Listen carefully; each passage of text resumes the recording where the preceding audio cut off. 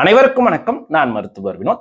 எலும்பு முறிவு ஏற்படுது அப்படின்னாங்க அந்த முறிந்த இடத்தை நேராக கொண்டு வரணும். இதை ரிடக்ஷன் சொல்லுவோம்.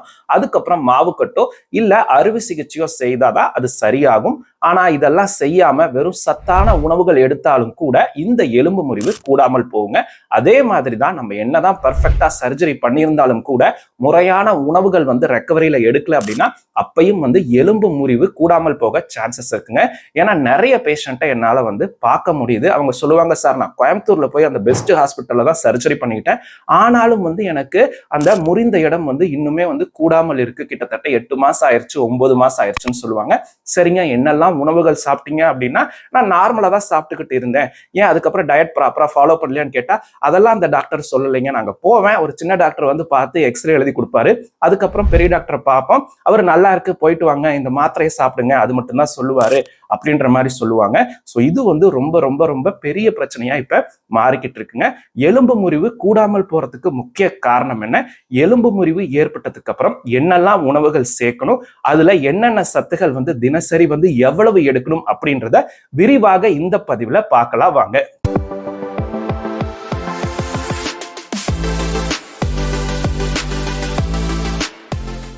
முறிந்த எலும்புகள் கம்ப்ளீட்டா கூடுவதற்கு எவ்வளவு நாட்கள் எடுத்துக்கும்? இது ஒவ்வொரு வயதுக்கு ஏற்ற மாதிரி வித்தியாசப்படுங்க. குழந்தைகளுக்கு 3 to 6 வாரத்திலேயே நல்லா எலும்புகள் கூடிட்டு வரதை நம்மளால எக்ஸ்ரேல பார்க்க முடியும். ஒரு 3 மாதம் அப்படின்றப்ப இது கம்ப்ளீட்டா கூடுவதற்கு நிறைய சான்சஸ் இருக்கு. அதே சமயம் இளம் வயதில் இருப்பவங்களுக்கு கிட்டத்தட்ட 3 to 6 மாதங்கள் கூட அந்த எலும்பு முறிவு கம்ப்ளீட்டா கூடுவதற்கு ஆகலாங்க. ஆனா நம்மளுடைய கால் எலும்புன்னு சொல்லக்கூடிய டிபியா எலும்பு கம்ப்ளீட்டா கூடுவதற்கு 9 மாதங்கள் கூட ஆகலாங்க. சரி, எலும்பு முறிவு கூடாமல் போவதற்கு முக்கியமான காரணங்கள் என்ன?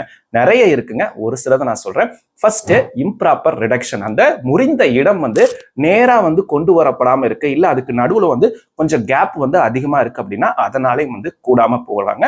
அதுக்கப்புறம் இன்அடிக்குவேட் ஸ்டெபிலிட்டி. அந்த முறிந்த எலும்புக்கு மாவு கட்டு போடுறோம், இல்ல ஒரு பிளேட் இல்லைன்னா ராடு ஃபிக்ஸ் பண்றோம், ஆனா அது ரொம்ப உறுதியாக இல்ல, அந்த முறிந்த எலும்புகளை கம்ப்ளீட்டா சப்போர்ட் பண்ணல அப்படின்னாங்க அப்பையும் அந்த முறிந்த இடம் கூடாமல் போகுங்க. இது மட்டும் இல்லாம இன்ஃபெக்ஷன் இருந்தாலும் கூடாமல் போகுங்க. இன்அடிக்குவேட் பிளட் சப்ளை. அந்த முறிந்த இடத்தை சுத்தி முறையாக ரத்த ஓட்டம் இல்ல, இது அடிப்பட்டதுனால அந்த பகுதியில் இருக்கக்கூடிய ரத்த குழாய்கள் நசுங்கி இருக்கிறதுனால கூட இருக்கலாம். இல்ல நம்ம சர்ஜரி பண்ணும்போது அந்த சாஃப்ட் டிஷ்யூவை முறையா நம்ம ஹேண்டில் பண்ணல, அதனால அந்த பகுதியில ரத்த ஓட்டம் பாதிக்கப்பட்டாலும் இதனாலையும் கூட அந்த எலும்பு முறிவு கூடாமல் போகலாங்க. கடைசியா இம்மொபிலைசேஷன் முறையா இல்ல. ஒரு டாக்டர் ஆபரேஷன் பண்ணிட்டு 1 மாசம் நடக்கக்கூடாதுன்னு சொன்னா அது நடக்கக்கூடாதுங்க. ஏன்னா நம்ம அந்த பகுதியில அதிகமான அழுத்தம் கொடுக்குறோம் அப்படின்னாங்க அதனாலேயே அங்க நான் யூனியன் எலும்புகள் கூடாம போகலாங்க. ஆனா ஒரு சிலர் எனக்கு வலி இல்லை சார், அதனால நான் 2 வாரத்திலேயே நடக்க ஆரம்பிச்சிட்டேன் அப்படின்ற மாதிரி சொல்லுவாங்க. ஸோ இப்படி செய்யறதுனாலையும் அந்த முறிந்த இடம் முழுமையாக கூடாமல் போகலாம், இல்ல ரொம்ப லேட்டா கூட ஆரம்பிக்கலாம். எலும்பு முறிவு கூடுவதற்கு நிறைய முக்கியமான சத்துகள் தேவைப்படுதுங்க. அதுல ரொம்ப முக்கியமானதுதான் கால்சியம். தினசரி கால்சியத்தினுடைய தேவை 1000 இருந்து 1200 மில்லிகிராம் வரைக்கும் இருக்குங்க. ஆனா எலும்பு முறிவு ஏற்படும் போது இதனுடைய தேவை இன்னுமே கொஞ்சம் அதிகரிக்குது. உணவுல இருந்து கால்சியம் தினசரி எப்படி எடுத்துக்கிறது அப்படின்னாங்க, ஃபர்ஸ்ட் நீங்க ஒரு 1/4 லிட்டர்ல இருந்து 1/2 லிட்டர் வரைக்கும் பால் எடுத்துக்கலாங்க. 1/4 லிட்டர் பால்ல 250 மில்லிகிராம் கால்சியம் இருக்கு. இரண்டாவது ராகி. ராகி நீங்க தோசையாவும் எடுத்துக்கலாம், புட்டாவும் எடுத்துக்கலாம், களியாவும் எடுத்துக்கலாங்க. 100 கிராம் ராகில 300 இருந்து 350 மில்லிகிராம் கால்சியம் இருக்கு. அடுத்து பருப்பு மற்றும் பயிர் வகைகள், இதுல 100 கிராம்ல 100 இருந்து 150 மில்லிகிராம் கால்சியம் இருக்குங்க. அடுத்து முட்டை, ஒரு முட்டையில 25 மில்லிகிராம் கால்சியம் இருக்கு. சோ நீங்க தினசரி ஒரு 4 இருந்து 5 முட்டை எடுக்கிறீங்க அப்படின்னாங்க உங்களுக்கு ஆவரேஜா ஒரு 100 மில்லிகிராம் கால்சியம் கிடைச்சிடும். அடுத்து பார்த்தோம் அப்படின்னாங்க சிக்கன் ஆகட்டும் இல்ல மீன், இதுலயும் கால்சியம் அதிகமாவே இருக்குங்க. ஆனா சிக்கன்ல 100 கிராம்ல 25 மில்லிகிராம் கால்சியம் இருக்கு. ஆனா 100 கிராம் மீன் வகைகள்ல 200 இருந்து 400 மில்லிகிராம் வரைக்கும் கால்சியம் இருக்குங்க. சோ இது அந்த மீனுடைய வகைகளுக்கு ஏற்ற மாதிரி வித்தியாசப்படும். அடுத்து சோயா சங்க்ஸ் அப்படின்னு சொல்லக்கூடிய மீல் மேக்கர்ல 100 கிராம்ல 300 மில்லிகிராம் கால்சியம் இருக்குங்க. விதைகள் அப்படின்னு பார்த்தோம்னாங்க சியா விதைகள், எள்ளு, பூசணிக்காய் விதைகள்ல 2 டீஸ்பூன்ல 125 இருந்து 150 மில்லிகிராம் கால்சியம் இருக்குங்க. உங்களுக்கு தயிர் எடுத்தா எந்த ஒரு தொந்தரவும் பண்ணாது அப்படின்னா நீங்க தினமும் 1 கப்பு தயிர் எடுத்துக்கலாங்க. 1 கப்பு தயிர்ல 150 இருந்து 200 மில்லிகிராம் கால்சியம் இருக்குங்க. கடைசியா கீரை வகைகள், பல கீரைகள்ல கால்சியம் அதிகமா இருக்குங்க. ஆனா இதுல இன்னொரு பிரச்சனையும் இருக்கு. ஏன் அப்படின்னாங்க, கீரை வகைகள்ல ஆக்சலேட்ஸ், ஃபைட்டேட்ஸ் போன்ற வேதிப்பொருட்கள் இருக்கு. இது கால்சியத்தை முறையா உறிஞ்சி எடுக்கப்பட விடாது. அது மட்டும் இல்லாம கீரை வகைகள் நம்ம கால்சியம் அதிகமா இருக்கிற உணவோட சேர்த்து எடுக்கிறப்ப இந்த ஆக்சாலிக் ஆசிட்னால கிட்னி ஸ்டோன் ஃபார்மேஷன் ஏற்படவும் ஒரு சில சமயம் சான்சஸ் இருக்குங்க. ஸோ உங்களுக்கு கீரை வகைகள் எடுத்து எந்த ஒரு தொந்தரவும் பண்ணலைன்னா நீங்க தாராளமா எடுத்துக்கலாம். இரண்டாவது முக்கியமான சத்து வைட்டமின் டி. நீங்க கிலோ கணக்குல கால்சியம் எடுத்தாலும் கூட உங்களுக்கு விட்டமின் டி பற்றாக்குறையா இருக்கு, இல்ல உங்களுடைய உணவுல விட்டமின் டி முறையாக இல்லை அப்படின்னாங்க, இந்த கால்சியம் முறையாக நம்மளுடைய உடலுக்குள்ள அப்சார்ப்ஷன் ஆகாது, மோஷன்ல தான் வேஸ்ட் ஆகும். ஏன் அப்படின்னாங்க, இந்த கால்சியம் நம்ம ரத்தத்துக்குள்ள வரணும் அப்படின்னா அதுக்கு ஒரு ஸ்டாம்ப் மாதிரி இந்த விட்டமின் டி தேவைங்க.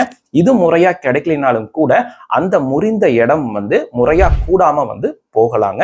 அது மட்டும் இல்லாம நம்ம இந்த விட்டமின் டிக்கு உணவுல மட்டும் டிபெண்ட் பண்ணி இருக்க வேண்டியது இல்லை. ஏன்னா தினசரி ஒரு காமன் நேரம் சன்லைட் எக்ஸ்போஷர், வெயில்ல போனாலே நம்ம உடல்னாலேயே நம்ம உடம்புலயே விட்டமின் டியை முறையாக உற்பத்தி செய்ய முடியும். ஆனா பல பேர் இந்த சன்லைட் எக்ஸ்போஷர் இல்லாததுனாலதான் தற்போது விட்டமின் டி டெஃபிஷியன்சில இருக்காங்க. தினசரி வைட்டமின் டியினுடைய தேவை 600 இருந்து 800 இன்டர்நேஷனல் யூனிட்ஸா இருக்குங்க. இதை நீங்க உணவுல இருந்தே கிடைக்கணும்னு நினைச்சீங்கன்னாங்க அதிக அளவு மீன் வகைகள் சேர்த்துக்கணுங்க. இதுல 1/4 கிலோ மீன்ல கிட்டத்தட்ட 400 இன்டர்நேஷனல் யூனிட்ஸ் இந்த வைட்டமின் டி இருக்குங்க. இது தினசரி தேவையில 50% பூர்த்தி செய்யும். இரண்டாவது முட்டையின் மஞ்சள் கரு. ஒரு முட்டையின் மஞ்சள் கருல 35 இன்டர்நேஷனல் யூனிட்ஸ் இருக்குங்க. ஸோ ஒரு 5 இருந்து 6 முட்டையின் மஞ்சள் கரு தினசரி எடுக்கிறீங்க அப்படின்னா அது கிட்டத்தட்ட 200 இன்டர்நேஷனல் யூனிட்ஸ் கொடுக்கும். கிட்டத்தட்ட 25% உங்களால இதன் மூலம் பூர்த்தி செய்ய முடியும். மூன்றாவது காளான் வகைகள். இதுலயும் வைட்டமின் டி இருக்குங்க. ஆனா மற்ற அசைவ உணவுகள்ல வைட்டமின் D3 அப்படின்ற ரொம்பவே ஆக்டிவான ஃபார்ம் ஆஃப் விட்டமின் டி இருக்குங்க. ஆனா காளான் வகைகள்ல வைட்டமின் D2 தான் இருக்கு. என்னதான் இதனுடைய தரம் குறைவு என்றாலும் கூடங்க எல்லாருமே நான்வெஜ்ஜா எடுக்க போறது இல்லை. ஸோ ஒரு வெஜிடேரியன் சோர்ஸ்ல விட்டமின் டி இருக்கு அப்படின்றப்ப ஸோ காளான் ஒரு நல்ல சோர்ஸ் தாங்க. இது மட்டும் இல்லாம சோயா பால் இல்ல சோயா சங்க்ஸ், அது மட்டும் இல்லாம நிறைய தானியங்கள்ல விட்டமின் டி ஃபோர்டிஃபைடா கிடைக்குதுங்க. செயற்கையா சேர்க்கப்பட்டு கிடைக்குது. பட் உங்களுக்கு இந்த மாதிரி ஃபோர்டிஃபைடா விஷயங்களை எடுக்கிறதுக்கு பதிலாக நீங்க அதுக்கு விட்டமின் டி மாத்திரைகளே எடுத்துட்டு போயிடலாம். இல்லைன்னா தினசரி ஒரு 15 நிமிஷம் 20 நிமிஷம் சன்லைட் எக்ஸ்போஷர், வெயில்ல நடமாடனாலே உங்களுக்கு தேவையான அந்த வைட்டமின் டி உங்க உடம்புலயே தயாரிக்கப்படும். மூன்றாவது முக்கியமான சத்து புரத சத்துன்னு சொல்லக்கூடிய புரோட்டீன். நம்மளுடைய உணவு முறையில பெரும்பாலானவர்களுக்கு புரோட்டீன் ரொம்பவே பற்றாக்குறையாதாங்க இருக்கு. இப்படி இருக்கிறப்ப ஒரு ஃப்ராக்சர் ஏற்படுது அப்படின்னாங்க அதனுடைய ஹீலிங் ரொம்ப ஸ்லோவாக இருக்கலாம், இல்ல அது ஹீல் ஆகாம நான் யூனியனாக கூட போய் முடியலாங்க. தினசரி எவ்வளவு கிராம் புரோட்டீன் எடுக்கணும், உங்களுடைய வெயிட்டுக்கு ஏற்ற மாதிரி இது டிசைட் ஆகுங்க. உங்களுடைய வெயிட் 60 கிலோகிராம் இருக்கிறீங்க அப்படின்னா நீங்க குறைஞ்சது 60 இருந்து 90 கிராம் புரோட்டீன் எடுக்கணும். என்ன கணக்கு அப்படின்னாங்க, 1 கிலோகிராம் வெயிட்டுக்கு 1 கிராம்ல இருந்து 1.5 கிராம் அட்லீஸ்ட் எடுக்கணும். தினசரி புரோட்டீன் தேவையை எப்படி உணவுல இருந்தே எடுக்கிறது? ஃபர்ஸ்ட் ஈஸியாக எடுக்கணும்னு நினைச்சீங்கன்னா நீங்க தினமும் ஒரு ஸ்கூப் வே புரோட்டீன் சேர்த்துக்கலாங்க. ஒரு ஸ்கூப் வே புரோட்டீன்ல 20 இருந்து 25 கிராம் புரோட்டீன் கிடைக்குது. இல்ல சார் எனக்கு பவுடர்லாம் வேண்டாம், ஃபுட்டு தான் வேணும்னு நினைச்சீங்கன்னாங்க நீங்க பெட்டர் அதிக அளவு அசைவ உணவுகள் சேர்த்துக்குங்க. சிக்கனு, மீன் இல்ல மட்டன்ல 100 கிராம்ல கிட்டத்தட்ட ஒரு 25 இருந்து 30 கிராம் புரோட்டீன் உங்களுக்கு கிடைக்குங்க. தினமும் எடுக்க முடியலனா கூட வாரத்துல 2 இருந்து 3 முறை அட்லீஸ்ட் சேர்த்துக்குங்க. ஒரு முட்டையில கிட்டத்தட்ட முழுசா எடுக்கிறீங்க அப்படின்னாங்க, மஞ்சள் கருவோட சேர்த்து எடுக்கிறீங்க அப்படின்னா 5 இருந்து 6 கிராம் புரோட்டீன் கிடைக்குங்க.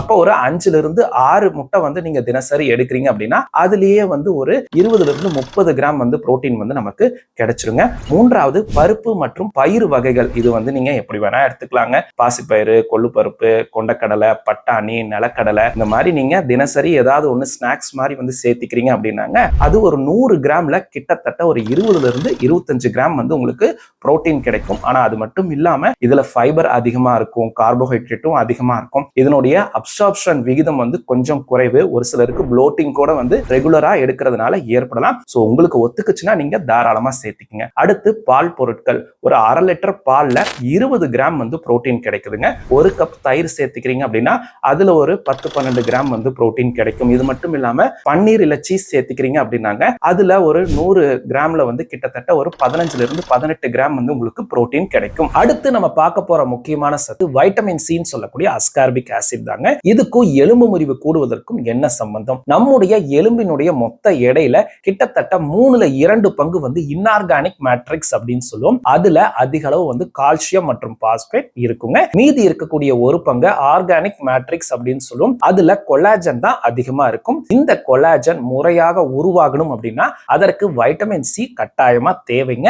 தினசரி வைட்டமின் சி தேவை கிட்டத்தட்ட 100 மில்லிகிராமா இருக்குங்க. நிறைய காய்கறிகள் மற்றும் பழங்கள்ல வைட்டமின் சி அதிகமா இருக்கு. குறிப்பிட்டு சொல்லணும் அப்படின்னாங்க காலிஃபிளவர், முட்டைக்கோஸ், பிராக்கோலி, அது மட்டும் இல்லாம இந்த குடைமிளகாயிலும் வந்து அதிகமாக வந்து வைட்டமின் சி இருக்குங்க. பழங்கள் அப்படின்னு பார்த்தோம்னாங்க ஆரஞ்சு, மாம்பழம், பப்பாளி, கிவி, நெல்லிக்கனிலையும் வந்து அதிக அளவு வந்து இந்த வைட்டமின் சி இருக்கு. அடுத்த முக்கியமான சத்து பாஸ்பேட் இல்லைன்னா பாஸ்பரஸ் அப்படின்னு சொல்லுவாங்க. நம்முடைய எலும்புகள்ல வந்து கால்சியம் தனியா இருக்காதுங்க, பாஸ்பேட்டோட சேர்ந்துதான் இருக்கும். இந்த கால்சியம் பாஸ்பேட்டை ஹைட்ராக்சி அப்படைட் அப்படின்னு சொல்லுவாங்க. சோ கால்சியம் வந்து எந்த அளவுக்கு தேவையோ அதுக்கு ஈக்குவலா பாஸ்பேட்டும் இருந்தாதான் வந்து இது கால்சியம் பாஸ்பேட்டை வந்து நம்ம எலும்புகள்ல படிவனாக்குங்க. தினசரி பாஸ்பேட்னுடைய தேவை கிட்டத்தட்ட 700 இருந்து 1200 மில்லிகிராம் வரைக்கும் வந்து தேவைப்படுதுங்க. பெரும்பாலான அசைவ உணவுகள்ல பாஸ்பேட் நிறையவே இருக்குங்க. சிக்கன், மட்டன் உள்ளிட்ட அசைவ உணவுகள்ல 100 கிராம்ல 200 மில்லிகிராமுக்கு மேல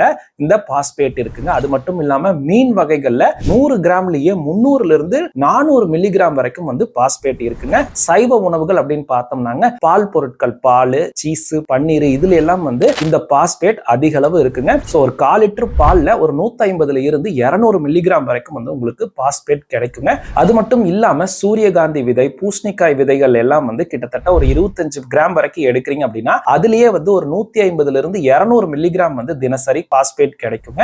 அது மட்டும் இல்லாம பருப்பு வகைகள் இல்ல இந்த பீன்ஸ் வகைகள் இல்ல பயிர் வகைகள் வந்து ஒரு 200 கிராம் எடுக்கிறீங்கன்னா அதுலயும் வந்து 250 மில்லிகிராம் வரைக்கும் வந்து நமக்கு தினசரி பாஸ்பேட் வந்து கிடைக்குங்க. அடுத்த முக்கியமான சத்து வைட்டமின் கே. குறிப்பிட்டு சொல்லணும்னா வைட்டமின் K2. ஏன் உட்பிரிவை சொல்றேன் அப்படின்னாங்க வைட்டமின் கேல 3 முக்கியமான வகைகள் இருக்கு. வைட்டமின் K1 பில்லோகுயினோன் அப்படின்னு சொல்லுவோம். K2 அப்படின்னா அத மெனாகுயினோன் அப்படின்னு சொல்லுவோம். K3 அப்படின்னா மெனடயோன் அப்படின்னு சொல்லுவாங்க.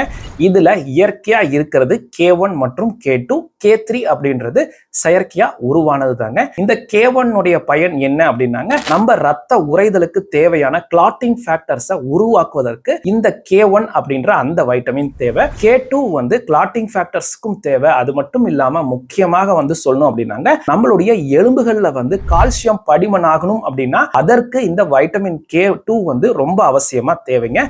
K3 அப்படின்றது இந்த பில்லோகுயினோனினுடைய செயற்கையா உருவாக்கக்கூடிய சிந்தட்டிக் ஃபார்ம். இதைத்தான் வந்து பெரும்பாலான இன்ஜெக்ஷன்ஸ்ல வந்து நம்ம கொடுத்துட்டு இருக்கோம். சரி, இந்த வைட்டமின் K2 தினசரி தேவை அப்படின்னு பார்த்தோம்னாங்க கிட்டத்தட்ட நம்மளுடைய எடைக்கு ஏத்த மாதிரி வந்து 1 கிலோகிராமுக்கு 1 இருந்து 2 மைக்ரோகிராம் வந்து தினசரி தேவையா இருக்குங்க. உங்களுடைய எடை வந்து 60 கிலோ இருக்கிறீங்கன்னா தினசரி வந்து நீங்க 60 இருந்து 120 மைக்ரோகிராம் வரைக்கும் வந்து வைட்டமின் K2 உங்க உணவுகள்ல இல்ல சப்ளிமெண்ட்ஸ்ல இருந்து நீங்க கட்டாயம் வந்து எடுக்கணும். வைட்டமின் K2 அதிகமா இருக்கக்கூடிய உணவுகள் அப்படின்னு பார்த்தோம்னாங்க ஃபர்ஸ்ட் சிக்கன், மீன் இல்ல மட்டன், பீஃப் நீங்க ஏதாச்சும் ஒண்ணு ஒரு 100 இருந்து 200 கிராம் எடுக்கிறீங்கன்னா உங்களுக்கு தேவையான அளவுக்கு வந்து வைட்டமின் K2 தினசரி கிடைக்குங்க.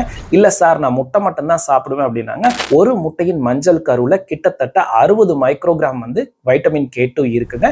2 இருந்து 3 எடுத்தீங்கனாலே போதுமானது. இல்ல சார் நான் வந்து பியூர் வெஜிடேரியன் அப்படின்னாங்க நீங்க பால் பொருட்கள் அதிக அளவு சேர்த்துக்கலாங்க. பால், பன்னீர், சீஸ் இது எல்லாத்துலயுமே வந்து வைட்டமின் K2 வந்து ஓரளவுக்கு அதிகமாவே இருக்கு. தினசரி எடுத்தீங்கனாலே போதுமானது. கீரை வகைகள்ல இந்த வைட்டமின் K அதிகமா இருக்கு. இதனால எலும்பு எலும்பினுடைய ஆரோக்கியத்திற்கு ஹெல்ப் பண்ணுமா அப்படின்னு கேட்டீங்கன்னா கட்டாயம் கிடையாதுங்க. ஏன்னா கீரை வகைகள்ல அதிக அளவு வந்து இருப்பது வைட்டமின் K1 அப்படின்னு சொல்லக்கூடிய பில்லோகுயினோன் தான். இதனால வந்து நம்மளுடைய பிளட் கிளாட்டிங்க்கு தான் வந்து ஹெல்ப் பண்ணுமே தவிர இதனால போன் ஹெல்த்துக்கு எந்த ஒரு பயனும் கிடையாதுங்க. அடுத்த முக்கியமான சத்து இரும்பு சத்துன்னு சொல்லக்கூடிய அயன் தாங்க. பெரும்பாலானவர்கள் என்ன நினைக்கிறாங்கன்னா இரும்பு சத்து வந்து ரத்தத்தை அதிகரிக்கிறதுக்கு தான் தேவைன்னு நினைக்கிறாங்க. ஆனா தசைகள்ல இருக்கக்கூடிய மயோகுளோபின் உருவாவதற்கும் வந்து இரும்பு சத்து தேவைங்க. அது மட்டும் இல்லாம சர்ஜரி பண்றோம் அப்படின்னா பிளட் லாஸ் இருக்கும். ஸோ அந்த பிளட் வந்து மறுபடியும் வந்து புதுசா அந்த ரத்த செல்கள் உருவாவதற்கு கட்டாயம் வந்து நம்ம அயன் சப்ளிமெண்ட்ஸ் கொடுக்கணுங்க. தினசரி இரும்பு சத்தினுடைய தேவை கிட்டத்தட்ட ஒரு 10 இருந்து 20 மில்லிகிராம் வரைக்கும் வந்து நம்மளுடைய வெயிட், ஏஜ், ரெக்குயர்மெண்ட்டுக்கு ஏற்ற மாதிரி வந்து வித்தியாசப்படுங்க. இரும்பு சத்து பெரும்பாலும் வந்து அதிக அளவு வந்து அசைவ உணவுகள்ல நிறையவே இருக்குங்க. சைவ உணவுகள் அப்படின்னு பார்த்தோம்னாங்க பால் பொருட்கள், இந்த பருப்பு மற்றும் பயிர் வகைகள்ல அதிகமா இருக்கு. இந்த விதைகள் அப்படின்னு சொல்லக்கூடிய இந்த பூசணிக்காய் விதை, சூரியகாந்தி விதை, எள்ளு, இந்த சியா விதை, ஆளி விதைகள்ல அதிக அளவு இருக்குங்க. இந்த அசைவ மற்றும் சைவ உணவுகளுக்கு என்ன வித்தியாசம் அப்படின்னாங்க, இந்த அசைவ உணவுகள்ல இருக்கக்கூடிய இரும்பு சத்தை ஹீம் அயன் அப்படின்னு சொல்லுவோம். இந்த சைவ உணவுகள்ல இருப்பதை நான் ஹீம் அயன் அப்படின்னு சொல்லுவோம். இந்த அசைவ உணவுகள்ல இருந்து கிடைக்கக்கூடிய அந்த இரும்பு சத்து கிட்டத்தட்ட 30% வந்து நம்மளுடைய உடலுக்குள்ள அப்சார்ப்ஷன் ஆகுங்க. ஆனா சைவ உணவுகள்ல இருந்து கிடைக்கக்கூடிய அந்த நான் ஹீம் அயன் கிட்டத்தட்ட அதிகபட்சம் வந்து 2 இருந்து 10% தான் வந்து அப்சார்ப்ஷன் இருக்குங்க. ஸோ நீங்க சைவ உணவுகளை தான் டிபெண்ட் பண்ணி இருக்கிறீங்க அப்படின்னாங்க அதிக அளவு வந்து இந்த இரும்பு சத்து நிறைந்த உணவுகளை எடுக்க வேண்டி இருக்கும். அடுத்து எந்தெந்த விஷயங்களை கட்டாயம் வந்து எடுக்கக்கூடாது. ஃபர்ஸ்ட் மதுபானம் இல்லைன்னா ஆல்கஹாலுங்க. இதுக்கு சேஃப்டி லிமிட்னு எதுவும் கிடையாது. கட்டாயமா வந்து நீங்க ஆல்கஹால் வந்து ஒரு 6 இருந்து 9 மாதங்களுக்கு எடுக்கக்கூடாது. இரண்டாவது ஸ்மோக்கிங். இதுக்கும் வந்து சேஃப்டி லிமிட் அப்படின்னு எதுவும் கிடையாதுங்க. நீங்க எடுக்கிறீங்க அப்படின்னா நம்முடைய அந்த எலும்பு முறிவு ஏற்பட்ட பகுதியை சுத்தி வந்து ரத்த ஓட்டம் வந்து கட்டாயம் வந்து குறைந்து போகும். இதனாலையும் வந்து ஃப்ராக்சர் ஹீலிங் ஏற்படாம போகுங்க. மூன்றாவது சால்ட். நீங்க உப்பினுடைய அளவு வந்து உணவுல கட்டாயம் வந்து குறைத்து கொள்ளணுங்க. ஏன்னா தினசரி வந்து நீங்க அதிகபட்சமா வந்து 2.5 கிராம் இல்லைன்னா 2500 மில்லிகிராம் வரைக்கும் தான் வந்து நீங்க உப்பு வந்து உங்க உணவுல சேர்த்துக்கணும். கடைசியா வந்து காஃபி. நீங்க அதிக அளவு வந்து காஃபி குடிப்பீங்க அப்படின்னா அதை கட்டாயம் வந்து தினசரி 1 இருந்து 3 கப் வரைக்கும் வந்து நீங்க குறைச்சுக்கணுங்க. கப் அப்படின்னாங்க கிட்டத்தட்ட 200 இருந்து 250 ml தான். ஒரு சிலர் வந்து 1/2 லிட்டருக்கு ஏற்ற மாதிரிலாம் கப்பு வச்சுப்பாங்க. அதெல்லாம் கணக்கு கிடையாது. கிட்டத்தட்ட வந்து நீங்க 1 இருந்து 3 முறை மட்டும்தான் வந்து காஃபி 200 இருந்து 250 ml வந்து எடுக்கலாம். இது மட்டும் இல்லாம பொட்டாசியம், மெக்னீசியம் மற்றும் ஜிங்க் நிறைந்த உணவுகளும் வந்து நம்மளுடைய எலும்பு முறிவு கூடுவதற்கு கட்டாயம் வந்து தேவைப்படுங்க. ஆனா இது வரைக்கும் சொன்ன உணவுகள் எல்லாம் நீங்க எடுக்கிறீங்க அப்படின்னா அதுல இந்த சத்துகளும் வந்து நிறைந்து இருக்குங்க. அதுவே வந்து போதுமானது தான். இந்த வீடியோ வந்து உங்களுக்கு பயனுள்ளதா இருந்தா கண்டிப்பா லைக் பண்ணுங்க. மற்றவங்களும் பயன்பெறுவாங்க நினைச்சீங்கன்னா ஷேர் பண்ணுங்க. உள்ளங்கையில் மருத்துவம் சேனலுக்கு சப்ஸ்கிரைப் பண்ணுங்க. மருத்துவம் சார்ந்த தங்களுடைய சந்தேகங்களை கீழே உள்ள கமெண்ட் பாக்ஸில் கமெண்ட் பண்ணுங்க. நன்றி, வணக்கம்.